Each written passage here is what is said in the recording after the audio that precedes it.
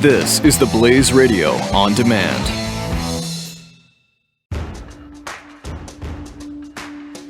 This is David Clarke, the People's Sheriff, on the Blaze Radio Network.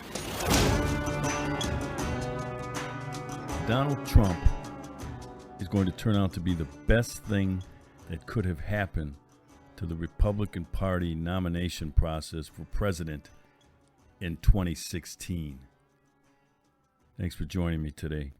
We're going to start with some presidential politics. I've said from time to time we're going to delve into this issue as the process plays itself out. A long way to go. You've heard me say that it's early. If you have a particular candidate, that's fine. I'm not going to tell you what to do. But I'm advising people who have not settled on a candidate to keep your powder dry. It's a long process. This thing will ebb and flow. There'll be people rising to the top and then falling off, drifting away. It's a very fluid state right now. And in the end, I don't want people to become so invested in a particular candidate that if they don't get in, they become disillusioned and become one of those 4 or 5 million registered Republicans throughout the United States who did not vote in the 2012 election. They are not the type, and I give them credit, they're not going to hold their nose and vote for a candidate. They're just not that way. They're not going to compromise their strong, principled stance. We are going to have to, and I say we, I'm talking conservatives, not Republicans. I don't belong to a political party. I never will. I'm a conservative. I know what that means. I can identify it. And at one point in our history, it was a long time ago, it probably goes back to the time that John F. Kennedy was the president, conservatism was really not the sole province of any political party. John F. Kennedy probably couldn't run as a Democrat today. I guess he'd be ostracized by the party for being too conservative. But getting back to some new people who've jumped in since I've talked about this. Rick Perry's in, Chris Christie's in. But nothing sucked the air out of the room as when Donald Trump announced that he was a candidate for the Republican nomination for President of the United States in 2016. And here's some of my thoughts, but here's why I think this is the best thing that could happen to the Republican Party. First of all, Donald Trump is a long shot. I know that he probably knows it. I mean, you have to believe in yourself. You have to believe you can do it when you get into these things. But, I'm going to be straightforward as always. He's a long shot. But Donald Trump is going to keep these people honest. All we're getting right now from these candidates are scripted, rehearsed, stiff, afraid to step in at candidates, or an approach anyway. And so we're really not finding out. It's very hard for people to really determine who these people are. We think we know who they are, but we don't. I know Rick Perry's the former governor of Texas. I like Rick Perry. I don't know Rick Perry. I know that Marco Rubio is a U.S. Senator from the state of Florida. I don't have a problem with Marco Rubio, but I don't know him. I've met some of these people. I've met Carly Fiorina. I sat on a panel with her at a CPAC conference this past February. Got to talk to her a little bit, spent some time with her, but that doesn't mean I really know her. Met some of her family. I've met Dr. Ben Carson. I've read his story. It's a fascinating story. Coming from the slums, the ghettos of Detroit, becoming a world-renowned neurosurgeon. But I don't know Dr. Ben Carson. And I could go on through the list. The only one I know is Scott Walker. How do I know Scott Walker? He was the county executive And he came in at the same time when I was elected sheriff of Milwaukee County. So we worked together in county government. I know Governor Walker. I know his family.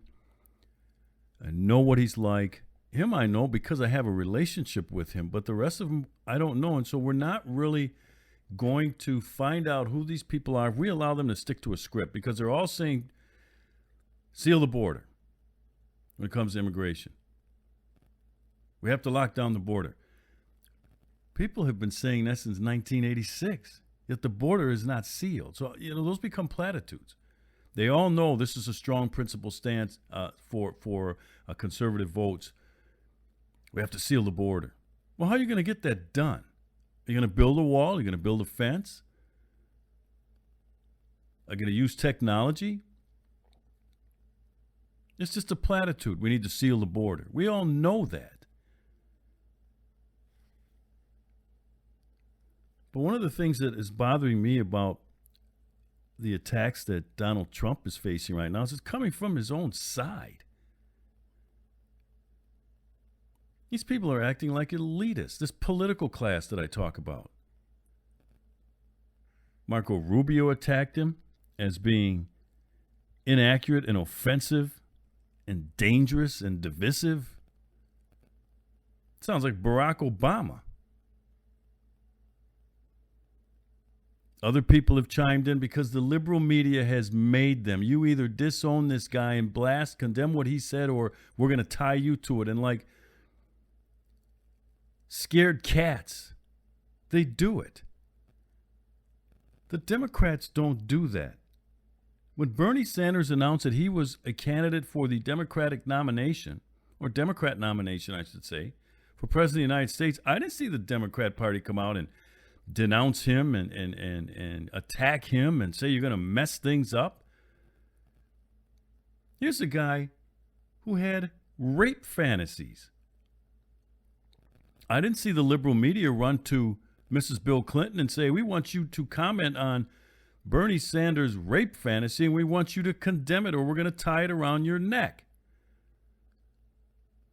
They haven't done that.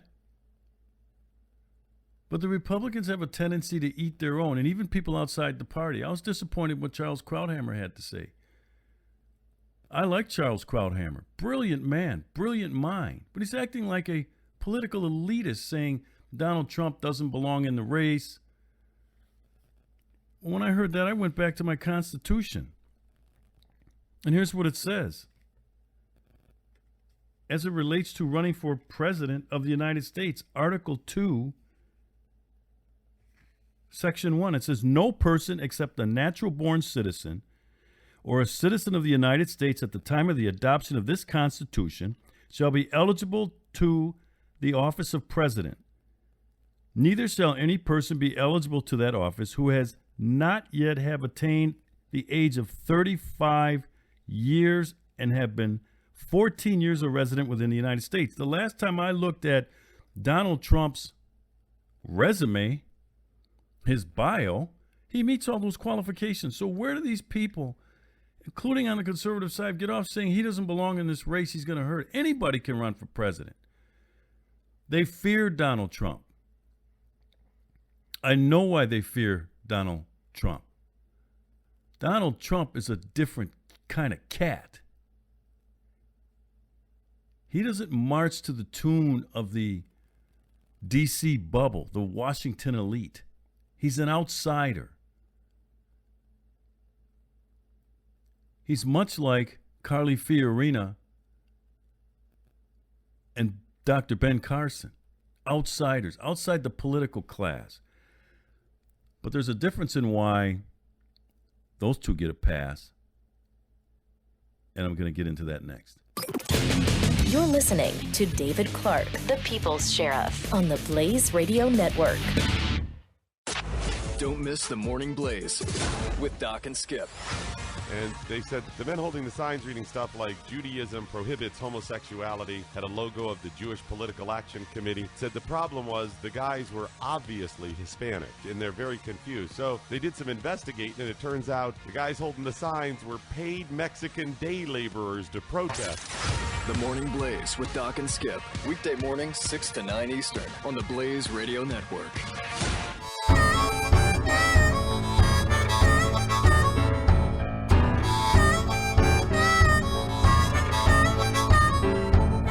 David Clarke, the People's Sheriff. We're talking presidential politics and the big splash that Donald Trump made jumping into the pool. I'm glad he did. And I was talking about why Dr. Ben Carson and Carly Fiorina get a pass being political outsiders and Donald Trump doesn't. Donald Trump plays by his own rules. He plays smash mouth politics. He has an in-your-face style, and that rubs elites the wrong way. Elites meaning the middle, the media, the political class, college and university professors. Those are part of the elites. Elitists, I should say. They're not elite. And so if you don't subscribe and play to a particular model of politics, they don't like you. But see, the difference with Dr. Ben Carson and Carly Fiorina for the Republican nomination, and I'm talking about within Republican circles. Forget about the left for a while and forget about the Democrats. But I'm talking about how the Republican field and the Republican Party is treating Donald Trump. See, with Carly Fiorina and Dr. Ben Carson, the reason they get a pass is because it's convenient for the GOP. It adds diversity, obviously, with Dr. Ben Carson being black and with Carly Fiorina being a woman. They can show themselves to be this diverse, to have this diverse field of candidates. So it's convenient for them to seem inviting to Dr. Ben Carson and Carly Fiorina, but truth be told, they're an annoyance too, but, it's convenient and it works. They think that they can keep the media at bay and keep the Democrats at bay for saying, look, it's an all-white male field except for Senator Marco Rubio. And they're trying to fight that. So they're like, they did it with Herman Cain in 2012. It was convenient for them, but then when push came to shove, boy, I tell you, they tossed him overboard so fast, it was unbelievable. Because then it was no longer convenient because he became a distraction. As if Mrs. Bill Clinton, with Benghazi, with the secret server, with the Clinton Foundation, isn't a distraction.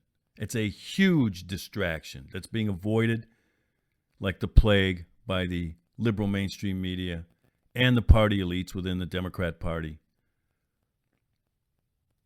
Bernie Sanders is a huge distraction. Bernie Sanders is a socialist, but he's convenient for the Democrats right now. He's at least giving their side some attention because Mrs. Bill Clinton is in hiding.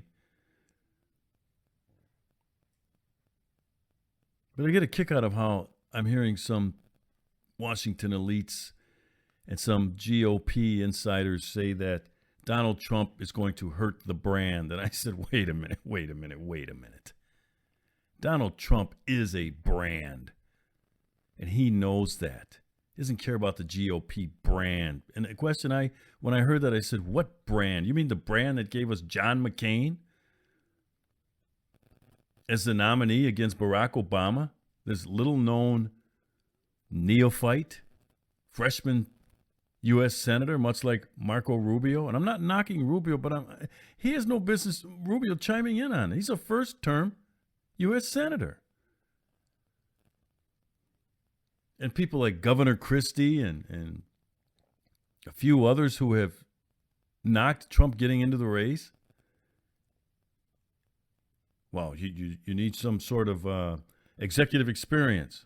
I'm like, oh, really? Jimmy Carter was a governor. He had executive experience too. But the fact that Carson and Fiorina at convenience is why they get a pass. These are some things you're never going to hear discussed within these circles. But I'm going to bring them out because as soon as push comes to shove, they will dump Fiorina. They will dump Ben Carson. When it becomes politically expedient to do so. And this thing about Donald Trump hurting the brand, I said it was laughable. This brand couldn't defeat a damaged president after his first term in Barack Obama. His numbers in key indicators were the worst of any sitting president running for re-election. It had never been done before. A president had never gotten re-elected with his numbers on the economy and his approval rating, his favorability, and yet Barack Obama was able to soundly win re-election. So what GOP brand are we talking about? The one that put up Mitt Romney? Let me tell you the difference between Mitt Romney and Donald Trump. Donald Trump made some comments relative to Mexican immigrants and illegal immigration, and it rubbed some people the wrong way. First of all, I know what Donald Trump meant by that, and you know what? Everybody else too, anybody with a brain. Well, this is politics. It was one of those gotcha moments. Let's contort this. And let's say he was saying something that he really didn't say, but we can twist this into that and then beat him with it. And you know what Donald Trump told the media to do? He told the media to get bent. That's why I like Donald Trump. When Mitt Romney was hit with this 47% comment, he spent the remainder of his campaign trying to get out from under that. He came out with about 6 different interpretations of what he really meant. And it dogged him for his entire campaign once he got the nomination. Mitt Romney, being the nice guy that he is, didn't have he didn't have it in him to tell the media to get bent. Because that's not what he said. It's not what he meant. Let's put it that way. It's what he said. He said there's 47% of the people aren't going to vote for me. Of course, there are 47%. Mrs. Bill Clinton starts out with 47%. The Republican nominee is not going to get that. And I'm not going to make up excuses for Mitt Romney and say, well, he should have said. No, he said what he said. And that should have been his response when he was hit with it. I said what I said. I know what I said. I meant what I said. I'm going to concentrate on the 53% that are still out there. I need 51% of that 53 to become the next president of the United States. And then he should have just moved forward and let the media bring it up and let the media talk about it and let the Democrats continue to beat him over the head, but no. So Donald Trump is not going to hurt any brand. And what I would finally like to see is just for once, the Republicans, and there's a difference, as you know, between Republicans and conservatives. The Republicans circle the wagons. Say, hey, wait a minute. It might not be the way I would have said it, but I know what he meant. No, I'm not going to ask him to condemn. I'm not going to condemn him and ask him to take it back. You go ask Donald Trump about that. But they all feel a need to, display their racial sensitivity. Oh, it's horrible. Oh, it's divisive. Well, I'm glad Donald Trump is in.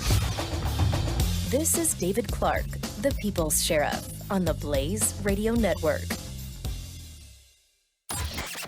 Mike Slater. The 3 branches of government that we've learned forever, right? The executive, the legislative, and the judicial, the 3 branches of government have now become the 3 departments of government. The legislative branch and the judicial branch and the executive branch all work on the same team, as opposed to checking each other to protect our liberty. They now work in tandem to promote their agenda. Very different. Mike Slater. Saturdays at 3 p.m. Eastern on the Blaze Radio Network.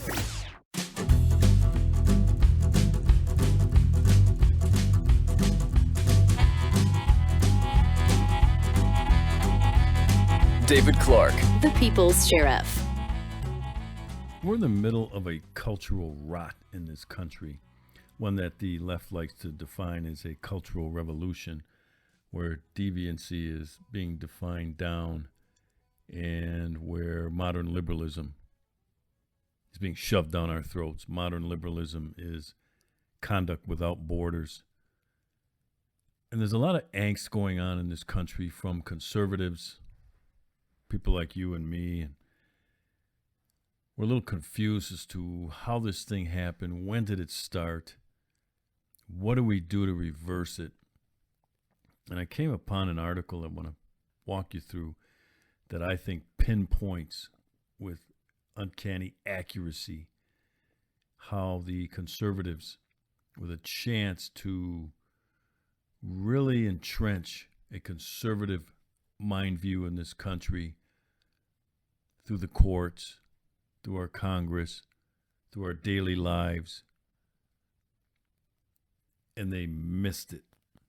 They missed it. They capitulated, like oftentimes is the case. The Republican Party, not so much conservatives. Conservatives are fighters. The Republican Party capitulated to the left, trying to appease, trying to work together, trying to bring people together, trying to reach across the aisle. Every time I hear some Republican candidates say that, I want to puke. I can bring people together. We need to work together. I can reach across the aisle. I'm not interested in reaching across the aisle. I'm not interested in working together with people who are trying to slit my throat. Robert Bork, one of the most brilliant legal minds in the history of this country. He wrote a book that I refer to a lot, Slouching Toward Gomorrah, how modern liberalism is putting America in decline. He predicted this. That book was written in 1993, I believe. He predicted in 1993 what we're going through today. And he also put several chapters in there how to defeat this thing and how to turn it back. When I came across this article, taken out of the Daily Signal, it's written by Betsy Hart of the Heritage Foundation. She's a writer for the Heritage Foundation. And it's entitled, How Robert Bork's America Gave Us Justice Kennedy's America. Let's walk through this. It would go down in history as Senator Robert Kennedy's Robert Bork's America speech. Judge Bork, a brilliant constitutional scholar, had been nominated by President Ronald Reagan to the United States Supreme Court, and Kennedy, the Massachusetts Democrat, that's Ted Kennedy, who chaired the Senate Judiciary Committee, was having none of it. Just minutes after Bork's nomination, in July of 1987, Kennedy took to the floor of the Senate to deliver his vitriol. Here's what it says in part. Robert Bork's America is the land in which women would be forced into back alley abortions, black would sit at segregated lunch counters, rogue police would break down citizens' door in midnight raids, school children could not be taught about evolution, writers and artists could be censored at the whim of the government, and the doors of the federal court would be shut on the fingers of millions of citizens for whom the judiciary is and is often the only protector of the individual rights that are at the heart of our democracy. President Reagan is still our president. This is Ted Kennedy speaking. But he should not be able to reach out from the muck of Irangate, reach into the muck of Watergate, and impose his reactionary vision of the Constitution on the Supreme Court and the next generation of Americans. No justice would be better than this injustice. That's from Ted Kennedy on the floor of the Senate after the nomination of Robert Bork to become a justice on the Supreme Court. So Betsy Hart goes on to write, this attack endlessly repeated on national airwaves and in the press defined the narrative for the nomination. It went essentially unanswered by a stunned White House and led months later to Bork being defeated, with 6 Republicans and almost all Democrats voting against him.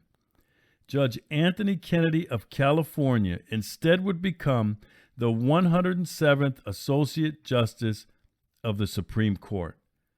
The rest, shall we say, is 5-4 history. Let me pause there for a moment. 1987.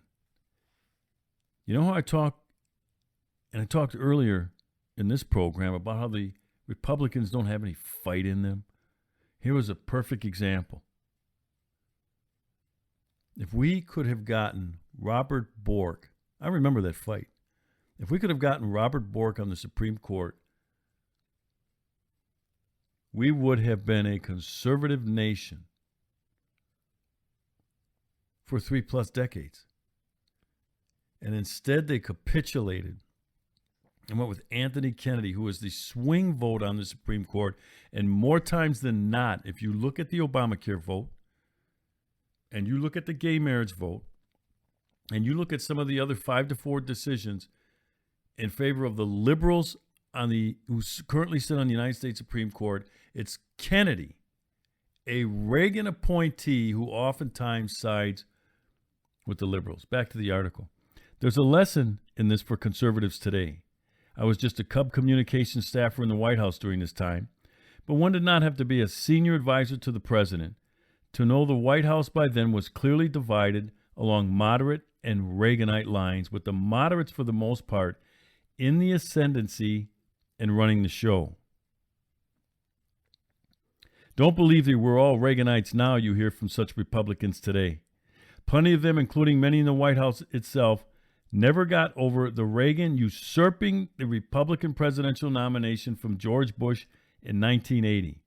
They thought he was too conservative, which led to lots of battles, which by 1987 were being won mostly by moderates. White House officials were unprepared for Senator Kennedy's assaults. Though they'd been warned by Democrats it would be a combative nomination, rather than fight for its nominee, the White House let the Democrats drive the narrative.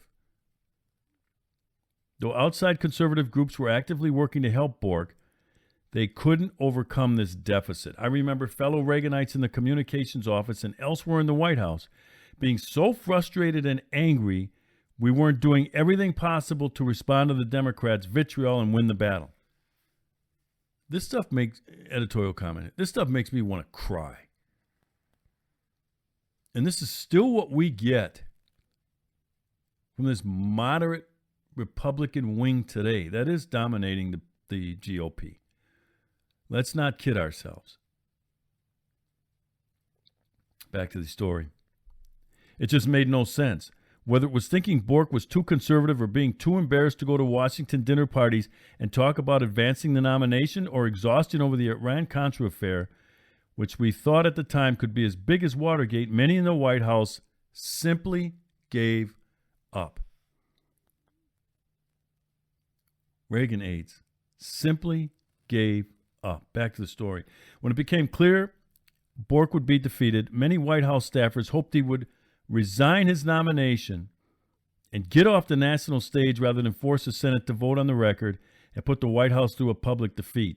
A man of incredible integrity, Bork would have none of it. He lost 58-42. That was in the filibuster. A man of incredible integrity.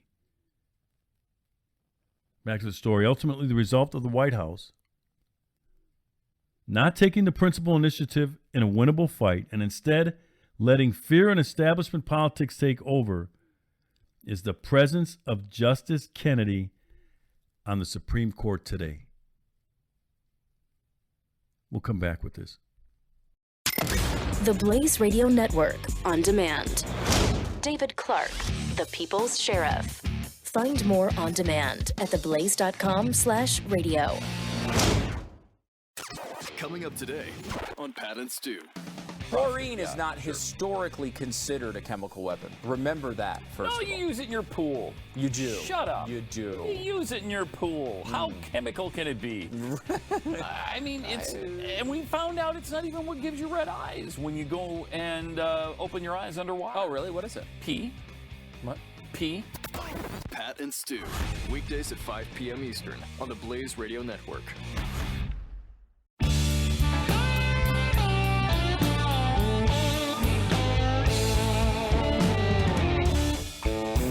The Blaze Radio Network on demand. David Clarke, the People's Sheriff. I'm reading from an article by Betsy Hart of the Heritage Foundation on her experience in the Reagan White House at the time on the nomination of Robert Bork to be a justice on the Supreme Court, and how it went up in flames because the moderates in the Reagan administration, not Reagan himself, but in the Reagan administration, just didn't have the will to fight for this nomination, to take on the Democrats, to take on Ted Kennedy, who was the chair of the Senate Judiciary Committee at the time, and why we have the court that we have today, because Justice Anthony Kennedy was the replacement nomination, the one that the Democrats could live with. No wonder they could live with him. Look at his decisions. He's often on the liberal side of the United States Supreme Court in 5-4 decisions. He's the swing vote. No wonder they could stomach him. Let's get back to this article here. No one at the time thought backing down from fighting for Bork would lead to the calamity that Justice Kennedy has been in countless narrow decisions over the years, most recently last week. But the White House inaction on the Bork nomination changed America. Some Reaganites argued at the time that we should keep serving up one Supreme Court nominee after another, each more conservative than the one before, until one got through. Great idea. Pause there for a second. That's fighting. When I say torches and pitchforks, when I say a revolution, this is what I'm talking about. Last week I talked about how we need to fight back. This is what I'm talking about. So that prospect did come up at the time. Back to the story. Instead, a detour through one other candidate, Douglas Ginsburg, who withdrew his nomination when previous marijuana use was discovered, the White House rewarded Edward Kennedy and the Democrats for their horrific attacks with the little-known Anthony Kennedy. He sailed through the nomination process and was confirmed 97-0. Betsy Hart goes on to write, I remember watching these events unfold around me and being so disillusioned. But of course, I never dreamed of the ramifications. Decades later, I believe there's important and even redemptive encouragement in this history for conservatives in today's turbulent and unsettling times.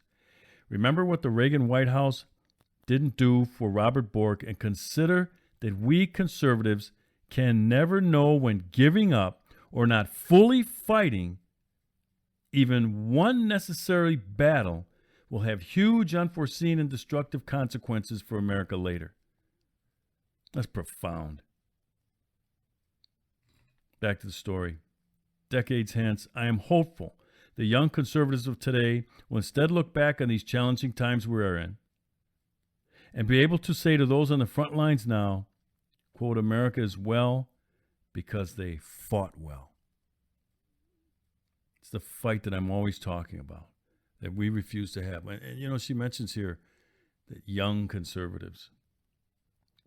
Part of the problem with this GOP establishment conservative establishment party right now is you don't have any fighters. They won't get off the stage and let the young conservatives, the fighters. This is a GOP establishment that shunned the Tea Party, that pushed them out of the way, helped the left destroy their momentum. We're willing partners in that. It's just incredible. With this party, and I talked earlier in the program when the GOP says that Donald Trump is hurting the brand. And I asked, well, what brand?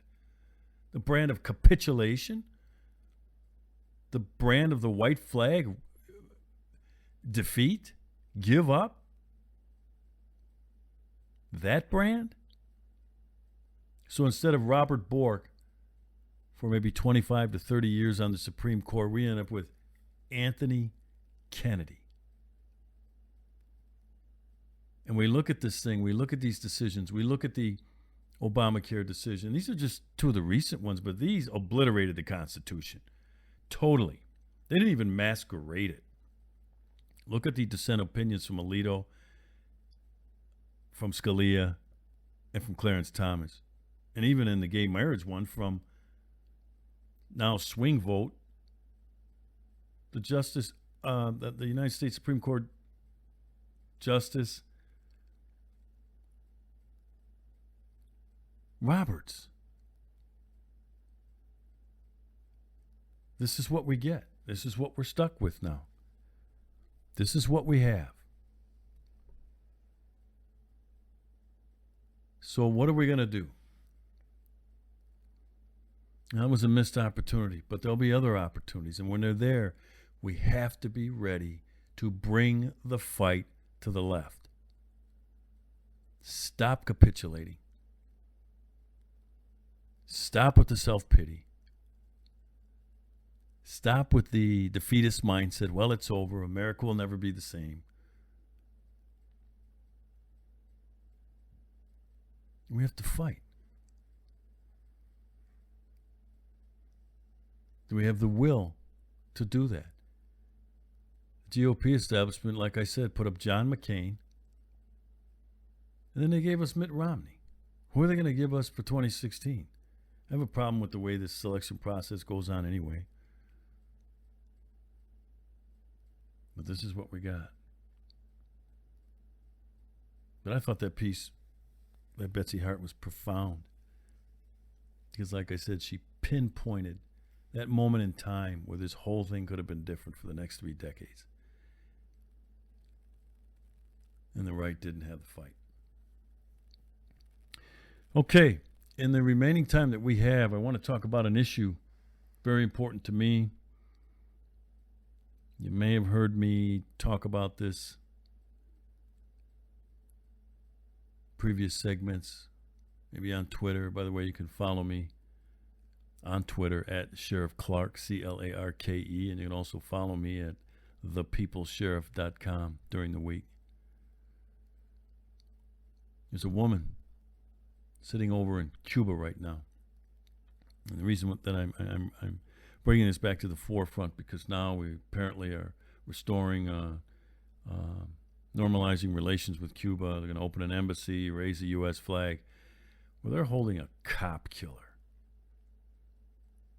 And they have been since about 1984. Assata Shakur.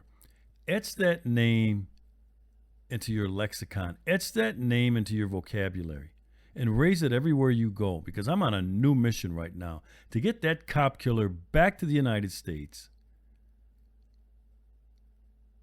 to serve her life sentence for gunning down one of New Jersey's finest, state trooper Werner Forrester, in a very violent and vicious way, where she pumped a couple of rounds into his head as he lay wounded on the street, the New Jersey Turnpike, with his own. She used his own firearm because hers jammed up.